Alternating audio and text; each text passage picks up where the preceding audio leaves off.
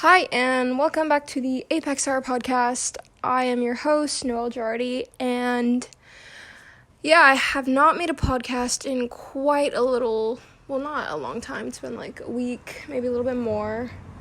When I'm making this, the Brazil Grand Prix just happened.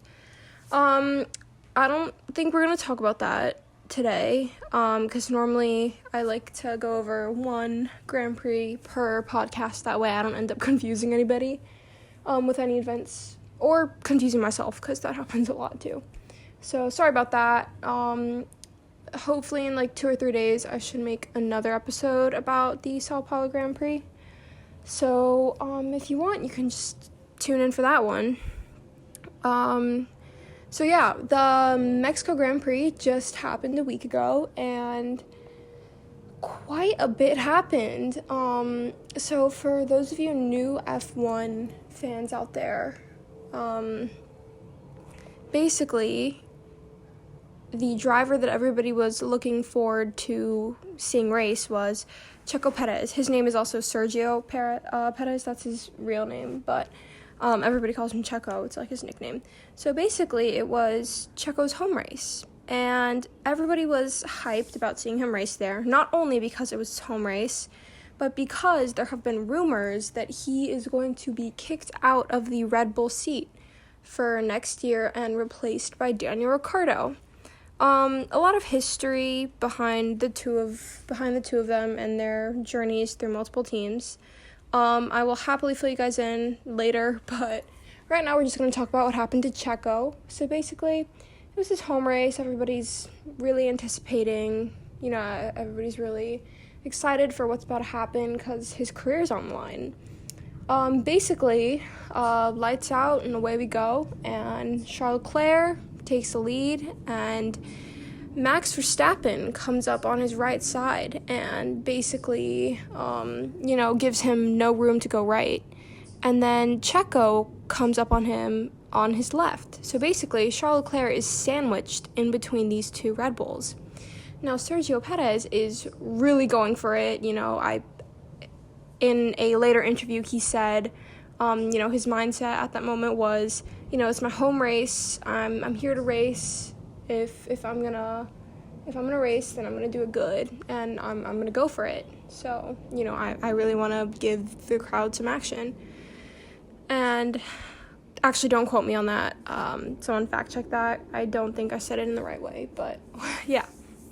But basically, so Charles Leclerc was sandwiched by these two Red Bulls with Max Verstappen on the inside and Checo Perez on the outside. And Checo, he's going for it, and he turns into Charles Leclerc. What happened, I think, was he didn't know that that Max Verstappen was next to Charles, so Charles couldn't move.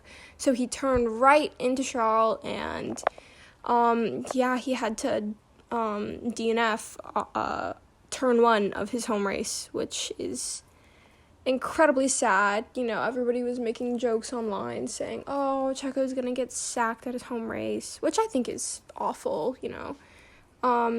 He was almost crying, I think, which I would too, honestly. You've been waiting a whole year.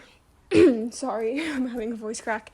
But yeah, you've been waiting a whole year to get the support from these people in your home country, only for you to crash on not even the second lap, not even a full lap, just turn one. That's crazy. A lot of other things happened. There was quite a bit of overtaking by Lando Norris. He definitely climbed his way back up the ranks. Oh my god, my voice is cracking so much. Okay, wait, give me a moment. Jesus. Okay, that's better. Lando managed to scramble his way up that leaderboard, which was nice. Oscar Piastri, on the other hand, did not. In fact, no. Is this the right race that I'm thinking of? This might not be the right race I'm thinking of. Wait. Let me fact check this, because I told you guys I get confused all the time. So this might be the Austin Grand Prix that I'm thinking of. Let's see. Yeah, no. This... Yeah, no. This, I was thinking of the Austin Grand Prix. When he DNF'd. So now Oscar Piastri actually finished 8th, which is great for him. Daniel Ricciardo actually really making his way up there. Christian Horner actually said, you know, he saw the old Daniel there for a second. Yeah, Lando Norris finished P5, which is actually amazing. He was, I think, it was like 33 seconds. Yeah, no, he was 33 seconds away from Max Verstappen, I think. Yeah. But, no, he wasn't. Was he? Dude, I'm so sorry. I have no idea what I'm talking about. Okay. Anyway, back to what I was saying. Yeah, actually, one of my favorite drivers, Yuki Tsunoda, was doing great. Wonderful. Actually, he was in 8th or 9th, and he was fighting Oscar Piastri.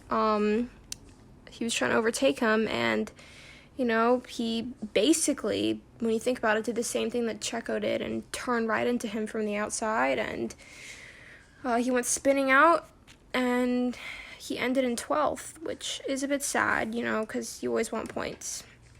But Daniel Ricciardo, on the other hand, okay, let's get back into this Checo Perez Red Bull seat drama, because we all have a little bit of drama, let's be honest. So, basically, this goes all the way back to 2018. So, I'm going to try to explain this in, like, dumb terms, but I'm not really great at explaining things. So, you're just going to have to bear with me for a second, or you could just, like, watch a quick video on it, or TikTok or something. That'd probably be better, but I'll do my best. So, basically, in 2018, Daniel Ricciardo drove for Red Bull, next to Max Verstappen. He was honestly an outstanding driver. He did great. You know, he loved the car, won races, did everything great, really. And Max, meanwhile, on the other hand, was getting better, you know, winning races. No. Well, he was getting better, let's just put it that way. Max was becoming who he is today. And Daniel Ricciardo, well, there's a lot of speculation. There was a lot of speculation about, you know, about what Daniel Ricciardo would do. Because, as you know, in Formula One, teammates are your biggest opponent. Your teammate is your biggest opponent. Because at the end of the day, they're the only ones that you're having a fair race with, because you're in the same machinery. You know, you get the same car, basically same strategies. I was just about to say same treatment. That is definitely not true. But, yeah, just a whole lot of the same thing. So your teammate is the one person that you do not want to be beat by. And a lot of fans assumed that Daniel Ricciardo left his Red Bull seat in 2018 because he was scared to have to fight Max Verstappen in 2019. So, in 2019, instead of being with Red Bull, he signed with Renault, which is not a team right now. Don't worry, you're not going crazy if you're looking it up. But he was on Renault. Apparently he had a choice between Renault or McLaren, and he went with Renault. And while he was on Renault, he was looking at McLaren, and McLaren was doing amazing. Like, Carlos Sainz was really popping off, and so was Lando Norris, you know, all the 2019 rookies, really. But yeah, basically, he was looking at McLaren thinking, did I make a mistake in choosing Renault? And ultimately, he decided, you know what? I'm done with Renault. I'm looking at McLaren, and they're just getting the results that I want, and I can only see them getting better from here on out. So Daniel Ricciardo, who was doing mid on Renault, decided to sign with McLaren. So he did. And you know what? Next season, or maybe it wasn't next season, I don't know. Dude, I'm not good with time frames, so somebody fact check me on this. But basically, he signed with McLaren after Carlos Sainz left to join Ferrari. He left, and he's on McLaren now with Lando Norris. And in McLaren, he's just not getting the results that he wants. I mean, sure, he got a win, but he just, the results were not there, basically. He just couldn't come to grips with the car. And that's one thing that I've noticed in Daniel Ricciardo's performance is when he finds a car that he likes, he will drive the hell out of that thing. He'll push it to its limits, and he'll get a great result. But when he finds a car that he's not 100% comfortable with, he cannot drive that thing to its limit. And unfortunately, that was the case with McLaren. And McLaren ended up paying him, an insane amount of money for him to, I guess, was it cancel the contract early? I'm not sure. But basically, they fired him. And Daniel Ricciardo was left out of a seat. So now, let's move to Checo. Checo was on BWT Racing. Was he? Okay, I'm not good with history, with Formula 1 history. But yeah, basically, Checo got, he wasn't getting signed with the same team he was on. And Red Bull decided, oh, well, you know what? We think that Checo Perez is the perfect partner for Max Verstappen. So they decided, okay, we're going to sign him. So they signed Checo. And for a while, Checo was doing great. He was doing amazing until the results just started to drop a little. This season, he just started getting DNF after DNF. And, especially after the disaster at Mexico, everybody was saying, oh, Red Bull is probably going to fire him. And so what Red Bull did, basically... Oh, I didn't explain this in chronological order. Okay. Go back a little. Let's go back a lot so that this makes more sense. Let's go back to Daniel Ricciardo. So Daniel Ricciardo was left out of a seat, right? After he got fired from McLaren. Now let's look at Red Bull's sister team, AlphaTauri. So AlphaTauri, if you don't know, is the sister team to Red Bull. Basically, its sole purpose is finding rookies that are worthy of taking the Red Bull seat. So, at the beginning of this season, 2023, currently, it's crazy that history is, happening right now, it's insane, sorry, but anyway, basically, at the start of this season, the driver lineup was Yuki Tsunoda and Nick, I don't know how to pronounce the last name, it's Nick DeVries, okay, we're just gonna say Nick DeVries, we're just gonna say Nick. Yuki Tsunoda and Nick, right? And after a couple of races, AlphaTauri just said, okay, Nick, we're not going to do this. We are going to sign Daniel Ricciardo back in, and we're going to drop you. And that's exactly what they did. So now the driver lineup is Yuki Tsunoda and Daniel Ricciardo. And then a lot of drama happened after he broke his hand, but we're not going to get into that. But point is, Daniel Ricciardo is now on the sister team of AlphaTauri. Meanwhile, Checo Perez is at Red Bull. So everybody thinks that they brought Daniel Ricciardo into AlphaTauri to kind of, keep Checo in check. To keep Sergio in check by saying, okay, if you keep performing badly, we have Daniel right here in AlphaTauri to replace you like that. And you know what? I think that's exactly what they're intending to do. Maybe not next year, because they have said that they're going to honor the contract, but then again, they always pay people to cancel them. And as we can see with Pierre and Alex, they're definitely not scared of dropping their drivers if they're not getting the results that they want. So at the Mexico Grand Prix, Checo chokes and is out of the race. And everybody's saying, oh, he's going to get sacked at his home race. That's crazy. So, yeah, that's basically what's going on between Checo and Daniel. I probably could have explained it way easier, but I told you guys, I'm not good at explaining things. But, yeah. Okay, another topic that I want to talk about in the Mexico Grand Prix is, this is going to sound so lame, but the booing.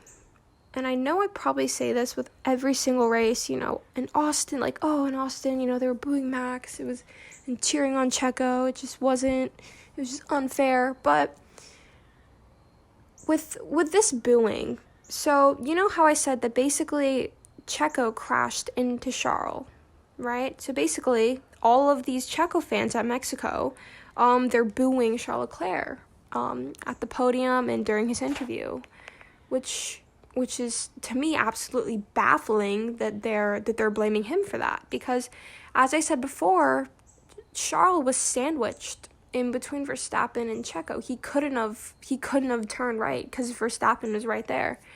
So, at the end of the day, Checo is the one that turned into him. So, he really couldn't have done anything about that. So, the fact that they were booing him for that is absolutely insane to me.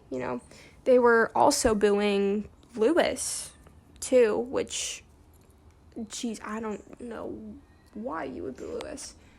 No, this is a different race. Was it a different race? No, it was the same race because Lewis got second. But yeah, the fans were booing Lewis, and during his interview when he was getting booed, Checo kind of just walked up behind Lewis and kind of just wagged his finger no booing to his fans, which I think is really nice of him.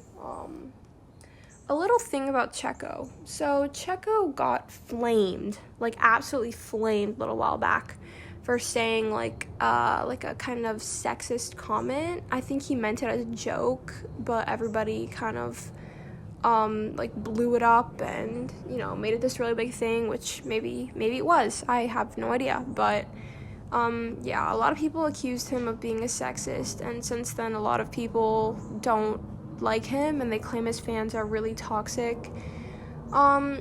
which at the end of the day, that's true for every athlete. Every athlete will have some toxic fans. On the topic of toxic fans, actually, in Mexico, the same race, how I was saying the fans were booing Charles? Well, a Checo fan actually ended up assaulting a Ferrari fan and getting banned for life, which honestly I think it's incredible how people would just be angry at one person and see somebody who isn't even directly supporting them. You don't even know if they directly support them. They're just wearing a Ferrari hat or something, and you just blow up on them because of what they're wearing. That's absolutely insane to me. And, I think that what went through this person's thought process was oh, well, you know what? I can't beat up Charles Leclerc for taking out my favorite driver, so I'm taking out the next best thing and, spots a Ferrari fan and just goes for it. Yeah, but banned for life, honestly. I don't know if the police were involved with that. I feel like that's something that the police should be involved in, but yeah. So that's not all that happened too. A lot more happened, but that's just the main stuff that I'm telling you.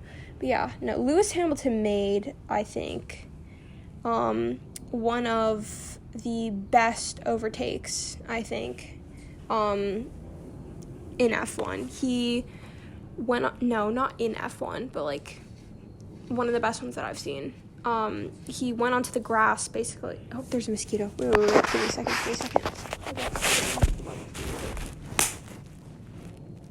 Okay, I got it. Sorry, it was really loud. Should have put a warning or something. Oh man, I forgot what I was saying. This happens to me all the time. Lewis, right. He made this amazing overtake. I think on Charles when he went into the grass and just completely went around. I was watching it with my dad and my brother, and my dad just, like, looks up at the TV and sees that, and he's like, oh my God, and I'm like, yeah. But honestly, he makes a big deal whenever anybody overtakes anybody. Like, every single time he, like, looks at me and he says, like, that's so dangerous, and I'm like, yeah, I mean, they know the risk, and they still do it. I mean, honestly, at the end of the day, if you don't make risks as a driver, and if you don't go for things, then you're not a driver to me, you know? But yeah, okay. You know what I've discovered, is, I completely forgot what I was gonna say. As I was talking in my sentence, I forgot what I was gonna say. Oh my God, how stupid can you get? Yes, I was gonna talk about my dad and my grandpa. Okay. My dad, his favorite driver is Lewis Hamilton. And my grandpa's favorite driver is Lewis Hamilton. And I have no idea why, but every single dad that I know, like all my dad's friends, all of my brother's dad's friends, everybody's dad's favorite driver or grandpa is Lewis Hamilton. Like, at least in my experience, either Lewis Hamilton or Max Verstappen. My grandpa hates Max Verstappen because of what happened in Abu Dhabi 2021. Like, when I was talking to him about it, and I started talking about Max Verstappen, he's like, you're not affiliated with him, are you? Like, you don't like him, do you? And I'm like, and then he's like, oh, wait, no, you're a Ferrari girl. So I was like, yeah. But he really blames Max for that. And dude, I find it baffling when people do that. Like, it was one person's wrong call that changed everything. Or, like, arguably not even wrong call. But, like, it wasn't Max Verstappen's fault, period. You know, I mean, he got something good out of it, and that makes a lot of people mad, but you can't blame him for that. And, you know, he's doing amazing now. I mean, 26, you're 26 and you have 3 world champions. That's astonishing. Oh my God. Wait a minute. Sorry guys. It's moving. Okay, I'm sitting outside right now. I kid you not. I'm looking at my neighbor's backyard and it just moved again, and I'm seeing this owl, like this giant owl. It's like big and brown, and it has ginormous eyes, and its head keeps turning around. It's looking at me. We're making eye contact. Is it gonna fly at me? Oh my God. We're still making eye contact. I'm looking away. It's gonna like laser eye me or something. Okay, back to the podcast. But yeah. So, you know what? It's still looking at me. It's still locking its beady little animalistic eyeballs with me. Oh my God, it just turned its like entire head around. It is looking back. God, I can't. That's like a fear of mine, is like my head like going all the way around. That's so scary to me. You know what I'm scared of though? I am deathly afraid of shrimp. Like, I kid you not. I think I've said this before. There's no way I haven't said this before. But I kid you not. Dead or alive, I hate shrimp with a burning passion. Even if it's just food, I hate it. Like, honestly, anything dead, I hate. And I always tell people this, and people are like, oh, well, if it's dead, then, you know, it can't do anything to you. Yeah, well, if you saw a dead person right in front of you, you would be scared, I bet. Like, come on, you can't just say that it's not scary. It's a little bit scary. Especially dead bugs, like, dead cockroaches, like, they're, like, disgusting legs, and they're, like, roachy selves on their backs. Like, ew, I can't do that. Honestly, I would 1000% rather face a giant scorpion than a giant cockroach. And I think I've already said this too. Because honestly, scorpions just have, like, they're just less disgusting. Like, they look cool, and even though they can kill you, I would still rather face them, because cockroaches are disgusting. If I saw a giant cockroach, I would pass out. And I am very off topic of Formula 1 right now. Who has the weirdest fears on the Formula 1? on the grid. I know Lando Norris hates shellfish. Oh my god, we're like, no, he hates all seafood, period. I like fish, just not shellfish. Lewis Hamilton is afraid of onions. Yeah, no, because there's that one video of him in his car, and he was like, no, why'd you do that? Or like something. Ew, it just turned its head back around again. That's disgusting. Oh my god, I can't. Okay. Anyway, yeah, I don't know if anybody else really has this, what has any fears, like big fears? I don't know. I bet Kimi Raikkonen isn't afraid of anything. I would not be surprised if I asked him if he was scared. Oh, it's flying! It's fucking flying! It just flew over my house. Oh my god, that thing was majestic. Excuse my swearing. I did not mean to swear. I try not to swear, but like, dude, that was amazing. Wow, it didn't even make a noise too. That's cool. That's really cool. Well, okay. Anyway, back to what I was saying. Yeah, I would not be surprised if Kimi Raikkonen didn't have any fears whatsoever. Kimi Raikkonen is actually like, okay, so if you'll meet F1 fans, like specifically girls, like newer F1 fans, then they'll tell you, you know, the reason that I got into racing was because of like one driver, and that driver is normally like some really attractive guy, like, who's attractive? Charles Leclerc, like Lando Norris or something like that. Actually, like the driver that like really got me connected into the sport was Kimi Raikkonen, because for me he was just like the funniest, most amazing, like he just didn't care, you know. Like for me, I care too much about stuff sometimes. Like I'll get really into something and then I just can't focus on anything else. But with Kimi, you know, he just, you know, his famous quote, you know, it's just a hobby. I just do it for fun, basically. Which is something that I found, like, really admirable. You know, he could just cope with things under pressure because he really genuinely didn't care. Which, also his attitude is just the best. Like, there's this clip of somebody asking him, like, oh, like, where did you take, and, like, Antonio and somebody else out to eat? And he, like, looks at the guy and he says, I don't know, some cheap place. And I just, like, died laughing. That might not be funny to you. I didn't explain it funny, but I promise it was funny. But, yeah, he just, like, in a way, I try to model my mentality after him because, you know, I just want to be, like, that nonchalant, just doing it for fun, you know, like, that type of person. Which, sorry, I'm moving, like, a glass top.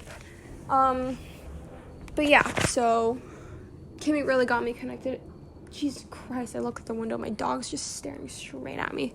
Okay, but yeah, Kimi got me really connected into the sport, and I think, honestly, he was a force to be reckoned with. And if McLaren had been a little bit more reliable, instead of him having to DNF like 1/3 of the time, I think he would actually have had more than one world championship, which I think is something that we all would have liked to see. And honestly, when you think about it, I would have loved to see, I mean, like, I know I just spout all this stuff about me loving Kimi's not caring attitude, but if we, like, just imagine Kimi, if he had motivation, he would have been hands down, I mean, he kind of already is, but he would have been, like, non-debatably one of the GOATs of Formula One.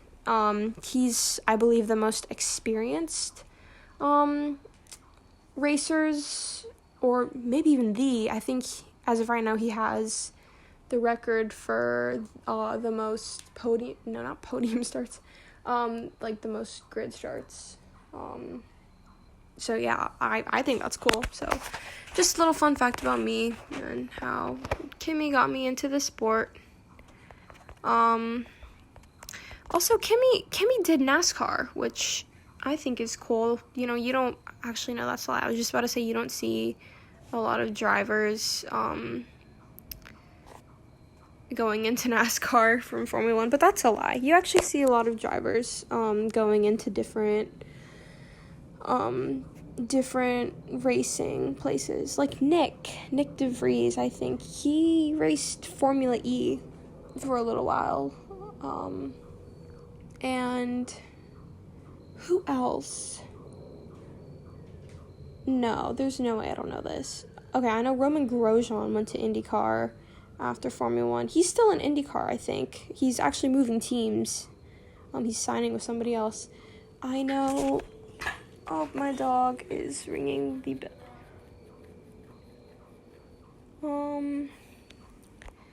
You know, there was some drivers that raced Formula 1 and NASCAR. Oh, let me think. I'm so sorry, guys. No, I know this. Kimi Raikkonen. Fernando Alonso. Duh. I'm freaking stupid. Fernando Alonso. Maybe... Was it PK?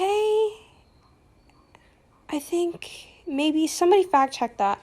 PK and no, he's literally making a Formula 1 team. I should know this. What the hell is his name? He was an amazing Formula 1 driver. Come on.